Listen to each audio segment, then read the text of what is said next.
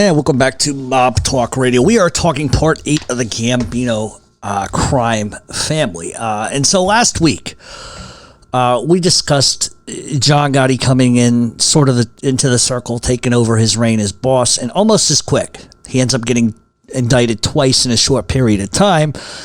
And we talked about the Pisek case and how when Pisek realized that he was going to testify against John Gotti, the new boss of the Gambino crime family, he suddenly got amnesia, and Gotti would walk from that case. The secondary case was a racketeering charge brought by the Queen's DA, Diane Giacalone, and we talked about how inept she was. But I wanted to talk specifically about this trial.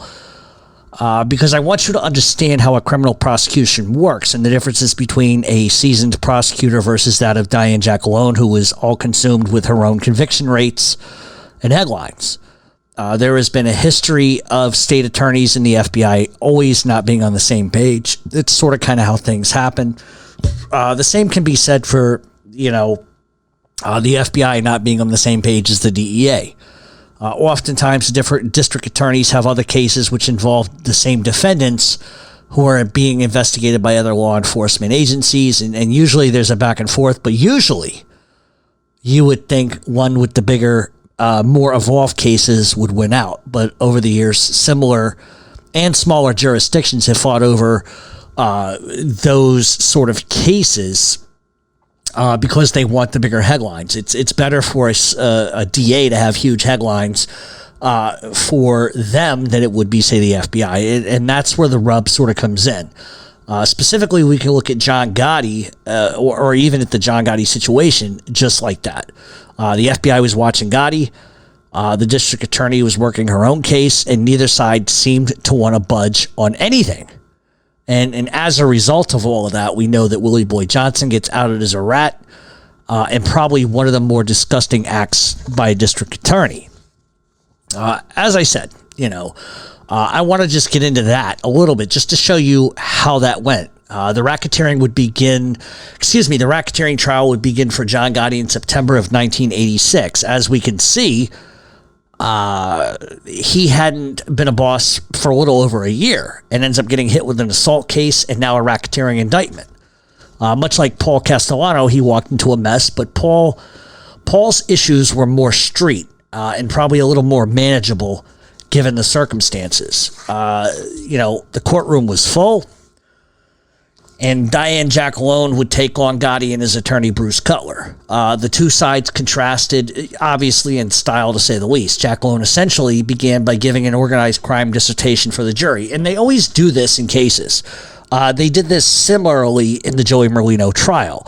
They sort of give a background and a diagram of what the Mafia is and how it works, because apparently nobody fucking knows. I've always found that to be a little disingenuous, and I think that the fact that they will use crimes that have been alleged to have been committed by A, B, and Z, even if those crimes have been acquitted prior in a prior indictment, they use it to sort of throw shade in their own kind of way at defendants. And this trial would be no different. She would use a chalkboard and she would draw out how the hierarchy of the Mafia works, from the boss to the underboss to the consigliere to capos, down to the soldiers and then to associates. For 90 plus minutes, it became a lesson of what the government believed the Mafia to be, or at least the district attorney's office. She would bring up the Jimmy McBratney murder that took place in 1973, rather than focus on the actual crimes that they were there to hear about. She focused completely on a course and a historical reference to the Mafia. She would explain that the Mafia had rules, and for 2 decades, John Gotti and his crew acted on their own, breaking all the rules. She included hijacking, murder, extortion, loan sharking, and gambling among the many crimes that she believed that John Gotti was guilty of. What's staggering about that, at least for me, from my perspective, is the mere fact that Gotti hadn't been known to the feds or the state, with the exception of that the Jimmy McBratney hit. They'd always thought that Johnny Gotti was a low-level guy in that life, and they were wrong. Even after the Castellano murder, the feds, even to that point, weren't totally sure that John Gotti had the gumption or the power to even do that. They didn't think he was that high on the food chain. So it just tells you how much the government really didn't know. and even the DA's office. And so if the DA office, who doesn't really know how high up or how low John Gotti was, then how can they rightfully give a dissertation on the Mafia to begin with? And that's just my point. So even after, like I said, the Castellano hit, they didn't know what the fuck was going on. So while Diane Giacalone was more, pointed as far as A, B, C, D, and E, pretty much giving a dissertation like a fucking thesis, Cutler was the exact opposite on every fucking level. And I'm sure that you guys have all seen highlights of Bruce Cutler in court. You can see him on YouTube. But Cutler knew that he couldn't go into this and bore the jury with like statistics and dissertations. And his style was sort of brash, in your face, and just common sense. It's like Giacalone was describing all the symptoms of the disease, whereas Cutler just said what the fucking disease was. Cutler, and most people will remember this, grabbed the indictment and he tosses it in the trash in front of the jury, stating that the indictment stuck. It was awful, not based in facts, but assertions because of Gotti's past. Cutler would acknowledge that John Gotti, in fact, had a criminal record, but the fact that he came from a family of 11, came up dirt poor, and under the harshest of situations was something to admire, not to be punished. It was sort of his way of passing off Gotti's prior convictions with a sleight of hand. With John Carneglia on trial with John Gotti as well, his lawyer, Barry Slotnick, took cues from Cutler and would describe Carneglia as a hardworking guy, an honest guy who was only being brought to trial on charges because of the word mafia. He would state that word is used by the government to sway a jury, and that's a great argument. Especially if you're going to give a dissertation on the mafia. So the witness, this is a key part. In any trial, especially in mob trials, it's not unusual to have an informant. Most of the time, these days you just expect it. It's coming. Sal Polisi would be first up for the state. Diane Giacalone was putting her eggs pretty much on the Polisi train, which would be a mistake. Polisi had been a Gambino associate since the 1960s and is in his early 20s, at least according to Polisi. He was running dice games, gambling dens, etc., etc. He was never known as a tough guy, but in the 1970s, he ends up taking a pinch for narcotics trafficking, and rather than do his time, he becomes a rat. In any event, Sal Polisi would be Diane Giacalone's main witness, but in all reality, Polisi really wasn't a gangster. He was a breaking and entering guy. He was a robbery guy. He wasn't a fucking gangster. After he joined Team Fed, his true desire was to become famous, and he would hound book publishers to write his story.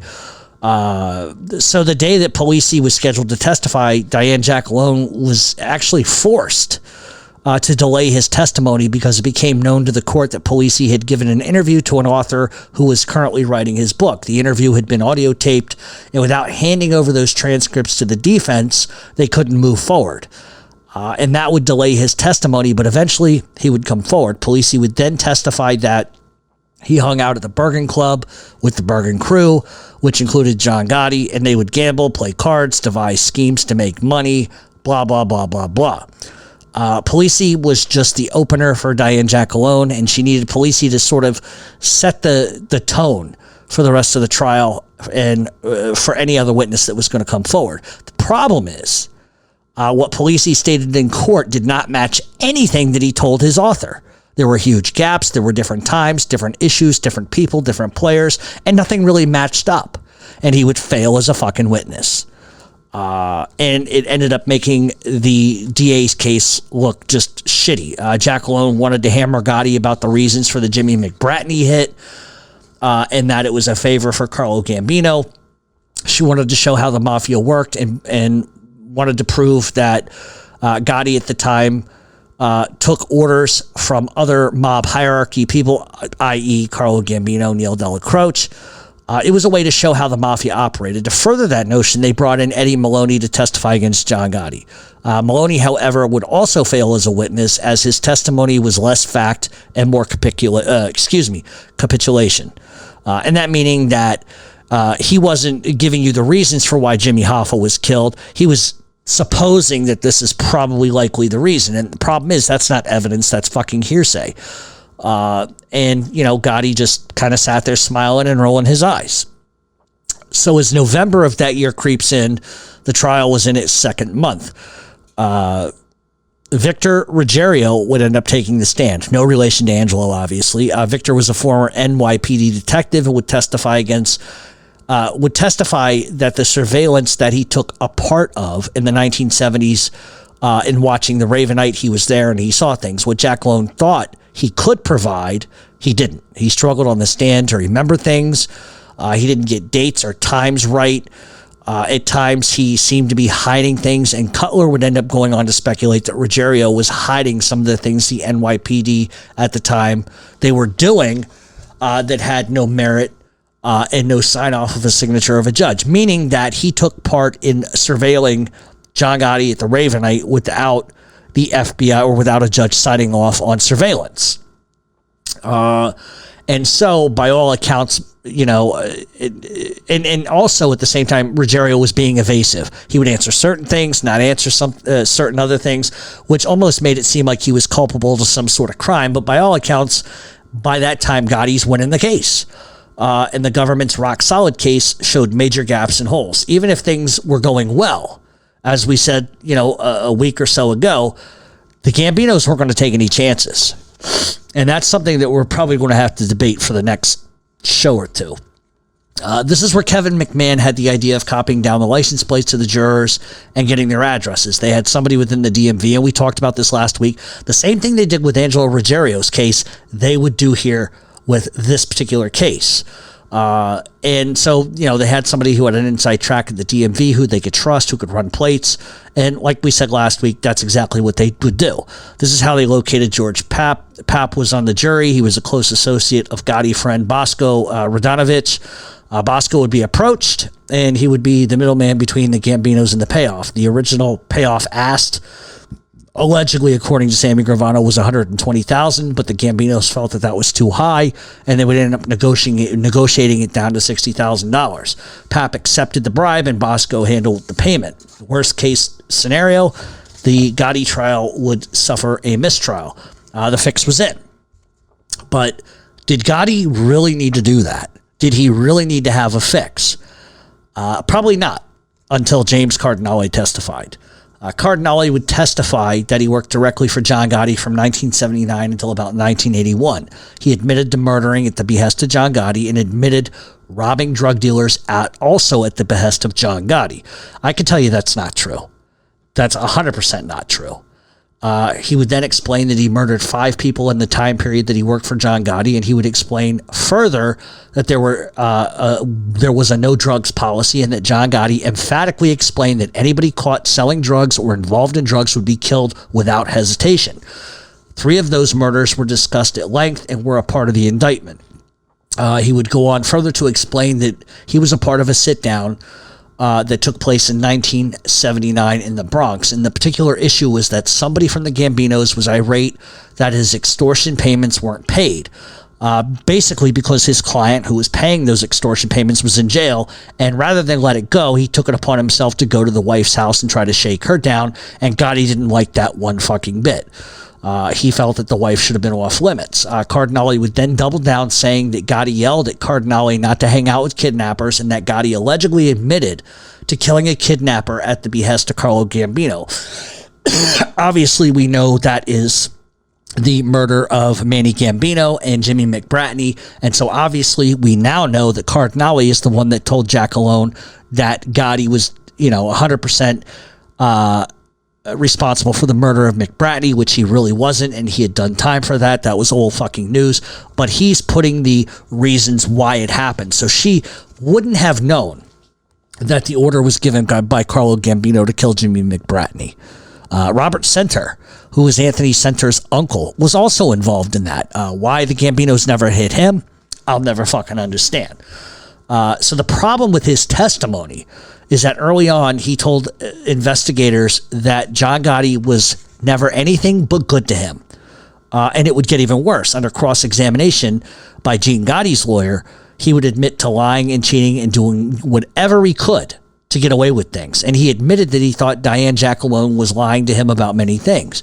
He would end up testifying under a cross-examination that Giacalone told him at a meeting that the judge presiding over this case, who was Judge Nickerson, treated her like a daughter, and that he would give him anything that she asked for and wanted, and would deny the defense anything they requested if it went against her case.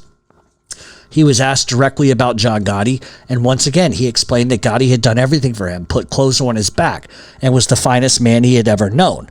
That's a little strange when you consider most rats bash those that they are testifying against. And it wouldn't get any better for the prosecution, as they would end up calling Matthew Trainer, who we discussed last week, and it was like a cavalcade of a shit show of witnesses who impugned the government's case, and Giacalone personally. Traylor would end up, originally he was going to testify against Gotti, but he ends up switching sides and testifying for the defense, and ends up making Giacalone look really fucking horrible. And for Bruce Cutler, this was easy peasy.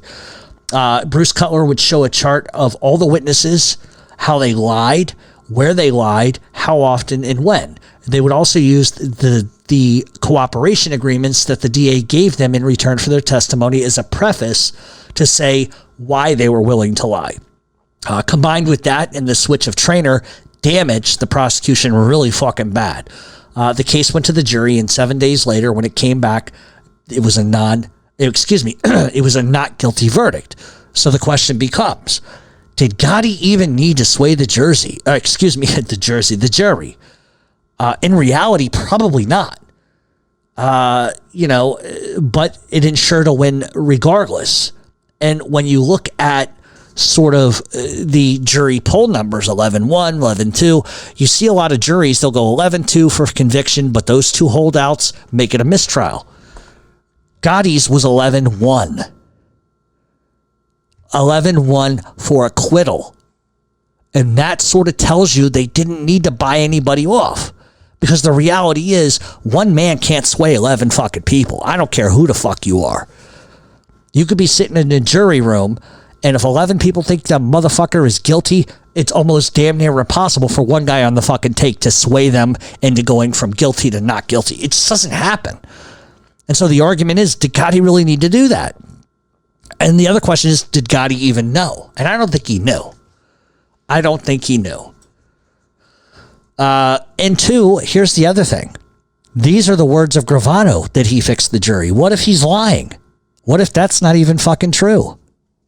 And I think that there's almost an emphasis of saying that that's not true.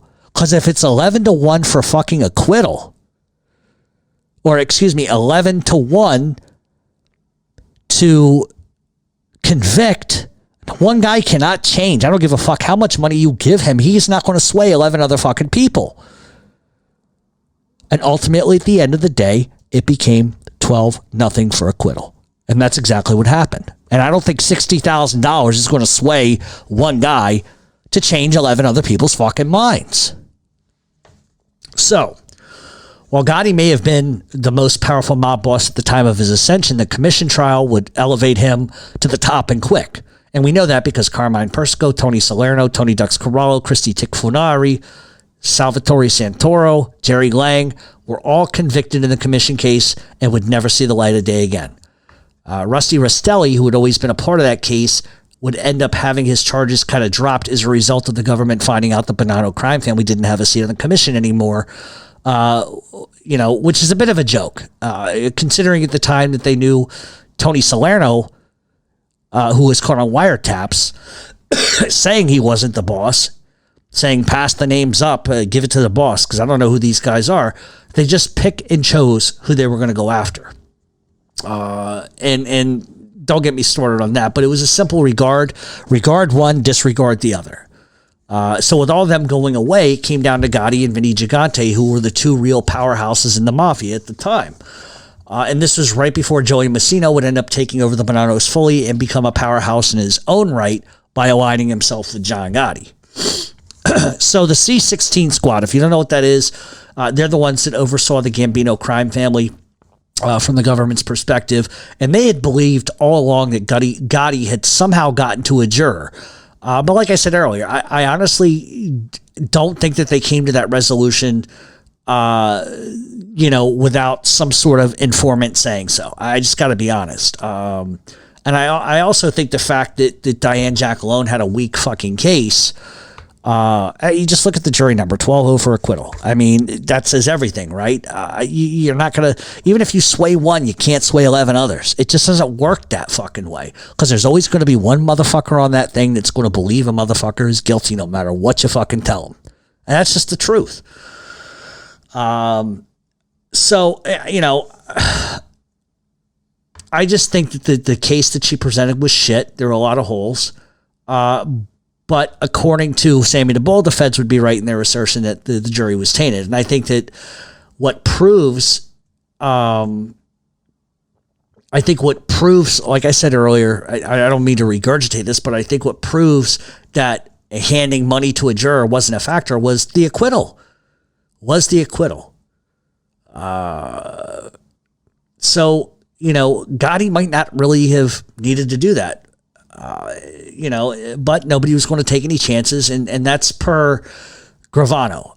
Per my sources, I've been told that John Gotti didn't even know that had happened until after the fact. So, according to the feds, Pape convinced everybody to change their minds of guilty to not guilty, and I just find that hard to fucking believe. So after the FBI sort of puts together this idea that Gotti somehow twisted the arm of a jury, all hell would break loose on John Gotti. They would be hell-bent on getting John Gotti. In mid-1986, excuse me, the feds would get a huge surplus of funds from Washington, D.C. to specifically go after John Gotti. Gotti wasn't just going to face them again down the line, but he was going to have more issues with them. But the big narcotics trial that was involving John Carneglia and Angelo Ruggiero and others was about to begin. Don't forget, Angelo Ruggiero was fighting 3 separate indictments. Just before that trial, Joe Pani Armone and Joe N. Gallo get indicted and convicted in 1987. So Gotti loses his underboss and his consigliere at the same exact time, and that forces Gotti to officially name Gravano as underboss and name Frank Locascio as his acting consigliere, as long as Armone was imprisoned. Once he got out, he could have it back. We know that Angelo, with his own lips, got himself and others indicted. You would have thought that even with the indictment sitting over top of his head and a few others, that he would have stopped moving heroin. He didn't. The DEA was watching the entire time, and in Ruggiero from 1982 through 87, keep in mind, with 3 indictments, was still moving tons of heroin. And I don't think people understand how big Angelo Ruggiero was as a drug dealer, at least according to the feds. Ruggiero was working with Nicky Barnes, and he was moving heroin throughout Harlem. Never mind the shit he pulled in Brooklyn with the Bergen crew, but he expanded his operations even after under 3 indictments. The Brooklyn indictment case would come first, and that would begin on June 1st of 1987. Even though John Gotti was not a part of that indictment, the federal prosecutor in that case, Robert LaRusso, no relation to Daniel LaRusso, he would make sure to let the jury know that the boss of the crew at that time was also the new boss of the family, and that was John Gotti, and that Angelo Ruggiero, Jeannie Gotti, and John Carneglia reported directly to Gotti. So it's like trying to put Gotti into the mix by using his name without really being able to file charges against him. It's bullshit and it's nonsense, but that's what they do. The prosecutor would state that he planned on playing tapes to prove that the defendants were engaged in drug trafficking. And one of those tapes, Ruggiero can be bluntly heard discussing the purchase of 200 kilos of heroin, which had a street value of $150,000 per kilo. You can do the math on that. Ton of fucking money. While in most cases we talk about the tapes being inaudible or having to enhance certain parts over others, the government really didn't need to do that in this case because Angelo Ruggiero spoke clearly as fuck and concisely. For Ruggiero's part, his attorney tried to claim that Angelo was merely discussing his deceased brother's past and that it had nothing to do with what was going on. His lawyer would state to the court that matter of factly, he was just discussing his brother's past, criminal activity, and that does not constitute a crime in and of itself. The tapes in the government witness carousel would begin and continue because of the ploy to get Gotti off charges in the last case worked so well for them. The Gambinos thought it would work in this case as well. What the Gambinos didn't know at the time was that the feds suspected that the Gotti jury was tainted, and they were already investigating that, and they were keeping a close eye on the on the jury in the Ruggiero Gotti, Eddie Lino, and John Carneglia trial, and they would attempt to use the same scheme in this trial.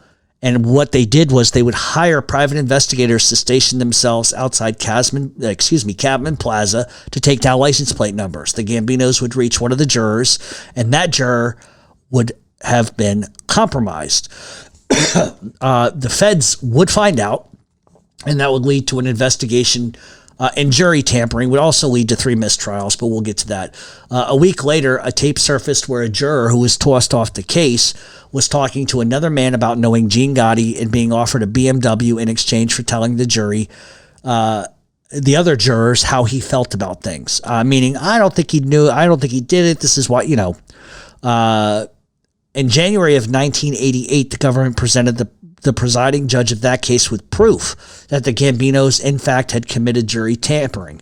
The trial would then stop as there would be a half a dozen meetings and hearings, and the judge would actually question the jury. The judge then would summon Gary Barnes, who was the juror who had been tossed off the case, to discuss what transpired in the back of the jury room with Gene Gotti. He would repeat the story that Mel Rosenberg and he had talked, and that Rosenberg knew Gotti, and that Barnes could essentially have whatever he wanted if he played along. As the judge questioned more and more jurors, juror number 4 explained that he was fearful of retribution. It wasn't sure if he could be impartial. Then juror number 8 explained that she wasn't sure she could be impartial about narcotics trafficking because she grew up in a family who made their wealth in the same kind of fashion. Juror 12 would state that she could not be impartial because of all the delays in news coverage of jury tampering. The prosecution would ask for a mistrial, and the judge then dismissed juror 8, 4, and 12. And the judge had a decision to make in the case. I mean, he could declare a mistrial, which would in effect be better for the defendants. But instead of doing that, he ends up having a council meeting with about 10 other judges in chambers about the evidence of jury tampering, which he can legally do. They would end up meeting, and there would be a bunch of hearings.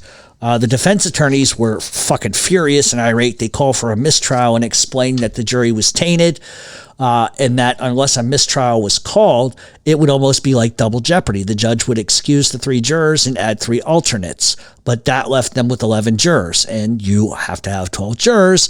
So the judge declared a mistrial.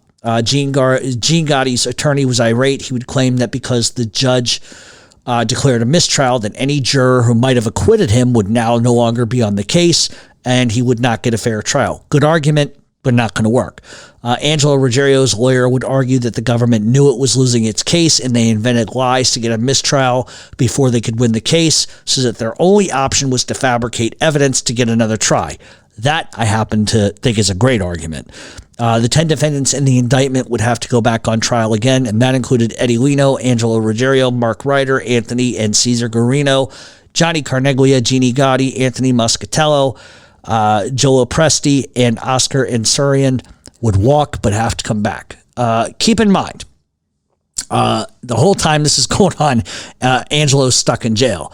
So Angelo's drug trial would begin. And just to show you the scope of the Ruggiero narcotics rackets, because I just don't think anybody really understands how big this actually was. Not only was he, supplying and working with Nicky Barnes, but he also had ties to Carlos Lederer, who was a major narcotics figure in Colombia, and you can look that up.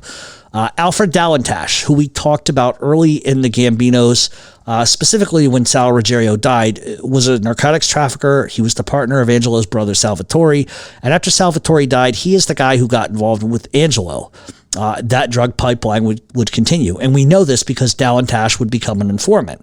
And this was after Dallentash gets pinched down in Louisiana trying to sell narcotics to an undercover cop, which we discussed a couple of weeks ago, which ends up leading him to joining Team Fed. Not only could he connect the dots, but he could explain what was being spoken on tapes and what it was about. He would go on to explain to the feds and this is directly from court transcripts that I'm reading, that he connected Sal Ruggiero to narcotics trafficker inside Pakistan, but that the operation was snubbed when the Pakistani officials raided the drug trafficker's home. According to Dalantash, he would be introduced to a major mover of marijuana through Sal Ruggiero, and in 1979, they would fly 10,000 pounds of marijuana into Florida. The problem is that the plane had a malfunction in Melbourne, Florida, and the Coast Guard would end up seizing the plane and the shipment. From 1980 to 81, Dalantash flew 28 loads of marijuana, 2,500 pounds per load, into New Jersey. The supplier of that load was Carlos Lederer.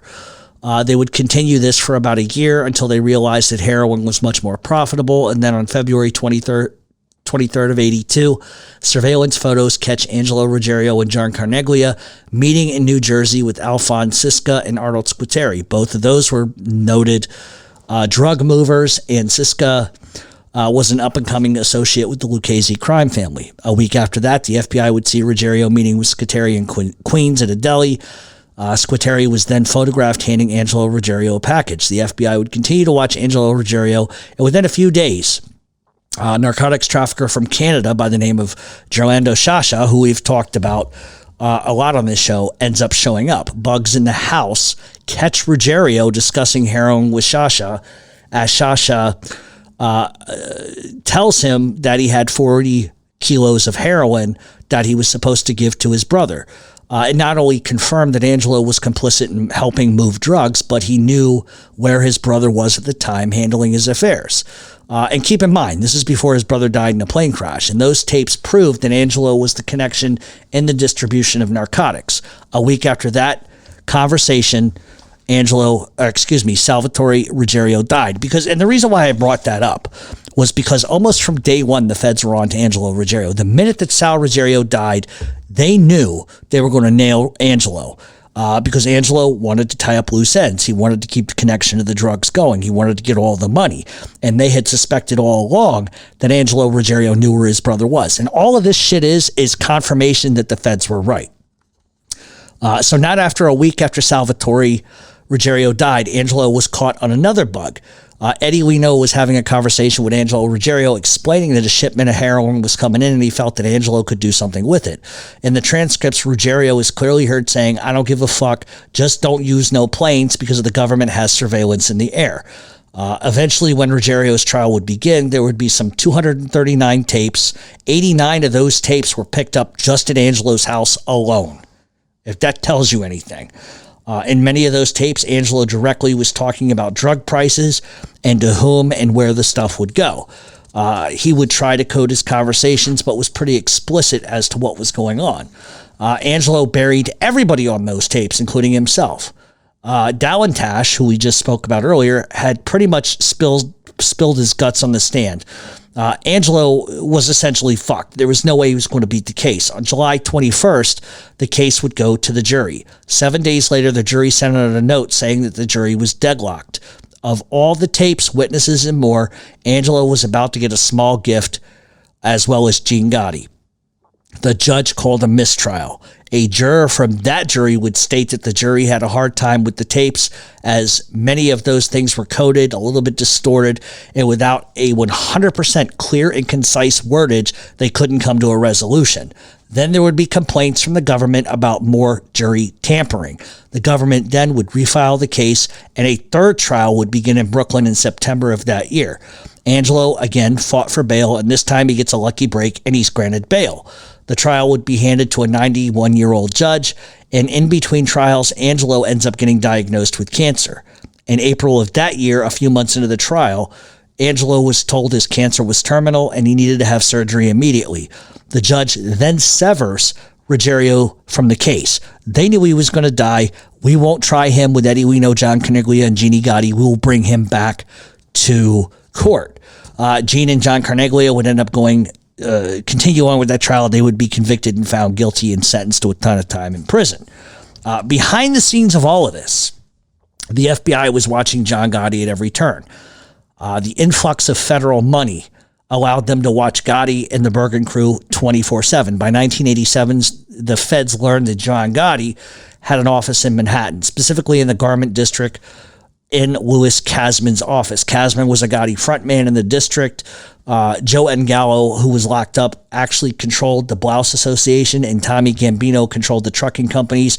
And Tommy Gambino also used loan sharking tactics against these companies to do what the Gambinos wanted. So Gotti had used Louis Kasman to sort of get him a job off the books with a company called Scorpio Marketing and Albee Trimming, which were two garment district firms that were owned by Kasman. And all it did was give John Gotti a legitimate check so that it could appear that he wasn't breaking the law. So, moving forward, the FBI really wanted to go after John Gotti. Bruce Mao, if you're not familiar with him, you can look him up, but he was the head case agent. He addressed in a memo to all the agents in the city that Operation Hatter would begin. Operation Hatter was essentially a blank check to install wiretaps all over New York City and all the places that John Gotti went or where they thought he might appear. Never in New York history had the FBI ever zeroed in on one person ever like this. They wanted to bug all the clubs, the light poles outside of the clubs, the garment district, the offices, the Bergen Hunt and Fish Club, the Ravenite, any place they thought John Gotti would be, they were going to wiretap. And in many ways, John Gotti made it easy for them because he was so open with where he went and when. Gotti would demand that the hierarchy show up at the club, and he would openly discuss business on the streets, much to the frustration of the Mafia members. It's just how John Gotti did business. But it's a little bit smart in a way, too, and let me explain why. Gotti, even if we disagree with him holding those street meetings, it was a bit genius in a sense, too, because the feds could not tap those conversations. After a month of just not being able to get anything, they would then form a plan to go after Gotti in a different kind of way. The feds knew where John Gotti went, but they needed to find out a specific place where John Gotti would go to discuss business openly without a fear of being heard. They felt that the Ravenite was the best place, and late one night they ended up breaking in and they installed bugs. But once again, Gotti was a little bit ahead of the curve and a little bit smarter than them, and he made sure that when he was there at the Ravenite having a business meeting, that the music was turned up just enough so that you could not hear enough of the conversation. Months would go by, and the FBI was just about to give up. Then an informant steps forward and hands them John Gotti. The FBI would learn from this informant that Gotti would leave the club through a side door and discuss issues with capos like Tommy Gambino in a back hallway. Then more information would come in that John Gotti had access to an apartment upstairs at a club. That apartment belonged to Nettie Sorelli, whose husband Michael was a made man in the Gambino crime family, and it's the same exact apartment where Neil Delacroce for years would conduct business meetings. In 1989, Thanksgiving Day weekend, the feds would break into Nettie's apartment and installed bugs. Those tapes down the line would prove to be very damaging to John Gotti, but in the meantime, it was Gotti time, and they watched him 24/7, 365. In August of that year, John Gotti had to handle some unfinished business. The FBI was watching Gotti incredibly close, and in that sort of obsession, they had forgotten that they had a high-profile informant that was back on the streets whose life was in very much danger. August 29th of 1988, Willie-Boy Johnson was walking towards his car in Brooklyn. Why Johnson never left Brooklyn or New York to begin with just fucking astonishes me. He had refused to testify against John Gotti. In the end, he refused to help the feds. And even though Gotti and Johnson were acquitted in that particular case, Johnson believed that Gotti would leave him be as long as he just stayed out of the way. It's been said that John Gotti promised him that nothing would happen to him, but I don't really think that that's honestly the case. I think that's a lot of nonsense because if John Gotti believed in one thing, he believed in that life. He believed in the code of silence, omerta. He believed you just keep your mouth shut. Even if Gotti wanted to let Willie-Boy Johnson go and just chalk it up of he's a rat, fuck him, we never have to talk to him again, I got acquitted. Even if that's how he felt inside of his being, publicly, he would have been ostracized for letting an informant live. It's a symptom of I'm the boss. I have to make an example. If I let this go, then it sets a precedent for guys not being touched. And I get the position that he was in, because a lot of people over the years have said, "Oh, how could he kill a guy he was so close to?" Well, the guy ratted him out. The guy almost put him in jail for life. And you cannot allow that to just be okay. And Johnson at the time had been working small-time construction jobs, just trying to stay out of the fucking way. As Johnson is approaching his car, two men rush towards him and start shooting. Johnson would escape the first couple of shots, running as fast as he could, but the gunman lined up behind him and began firing. 6 of those shots hit Johnson in the head, and his head practically exploded. 2 other shots hit him in the back, 2 in his upper thighs. He dropped on the spot dead, and to make it a bit more gruesome, he was given a coup de grace. The shooter spread road spikes in the street so that anybody watching could not tail them or follow them. It was a highly designed and perfected hit. Gotti, despite anything he might have said, he farmed the hit out to Eddie Leno. Eddie Leno should have handled that, but he breaks Mafia codes and rules, and when he hires Tommy Patera from the Gambino Crime family to handle it. Eddie Leno's a sick fuck. Him and Patera did a lot of murders together. Patera at the time was under the wing of Anthony Spiro. Years later, Patera would be arrested and charged with that murder, which would lead to an issue for Eddie Leno, who denied ever hiring Tommy Patera to do the job. And Leno had broken a cardinal rule, is that you handle Gambino business through Gambinos. You don't involve another crime family. Gotti had suspected that Eddie Leno lied about it, but at the end of the day, it didn't matter. What was done was done. And Patera, at the end of the day, would end up escaping that murder charge. So moving forward, we know that the government's on top of Gotti. We know that there's a major RICO trial coming down the pike. We know there's more informants coming down the pike. And things are about to get much worse for John Gotti and the Gambino crime family. And so next week, we're going to get into more and the final chapter of the Gambino crime family. And we're going to get into betrayals, murder, rats, and more. And while it's going to be fact-driven, like everything else we've been doing with the Gambino crime family, the fact remains is there's going to be a lot of interpretation. And I expect next week to be a little explosive. And I expect that because we're going to have to talk about Lizardface and some of the things that he said. And one thing that you'll never hear me say, John Gotti was no saint. But I think in many instances, John Gotti takes a little too much. I think people give him a little too much blame for things. And that's something that we're really going to have to digest. So next week is going to be part facts and then part opinion. Because I think you can't really sum John Gotti up in an hour. You can't sum him up in 100 hours, 1,000 hours, 1,000 years. He made mistakes. And I don't think anybody will tell you any different. But I think there is a lot of this thing of, well, he was too open. He got caught talking. Yeah, well, half of these guys got caught talking on tapes. He's not the first. He's not the last. Did he make himself too readily available? Sure. Did he trust people he shouldn't have? Sure. But we can go up and down the list of guys that did that. He's no different than them. And I think that when people try to point the finger and say he destroyed the Gambino crime family, he didn't. Sammy Gravano did. And a whole bunch of other rats. Fuck the Gambino crime family. And in fact, if you want to make this even, if you really want to look at it, this is all Castellano's fucking shit show. In trusting fucking Dominic Montiglio, the DeMeo crew. You take the DeMeo crew out of this, none of that shit starts, which doesn't lead to Gotti. So you can't blame him for everything. And you certainly can't say, well, he killed a boss without permission. Yeah, well, so did Luciano. So did half of these fucking guys. And so I'm trying to be fair, and I'm trying to call it down the middle. Call a spade a spade. All right, so that's going to be it for this week. It's 4th of July weekend. Go out and have some fun. COVID has locked down people for almost fucking 19 months. Go out and have a dirty water dog. Go out and see a ball game. Spend time with your family. Spend time with your friends. You know, don't sit indoors and listen to my bullshit. You got better things to do. So everybody enjoy the 4th of July weekend. We'll be back next week with an all-new episode. And by next week, I'll have like dates on the shirts and everything like that. So thanks for listening in. If you're new to the show, I appreciate your business.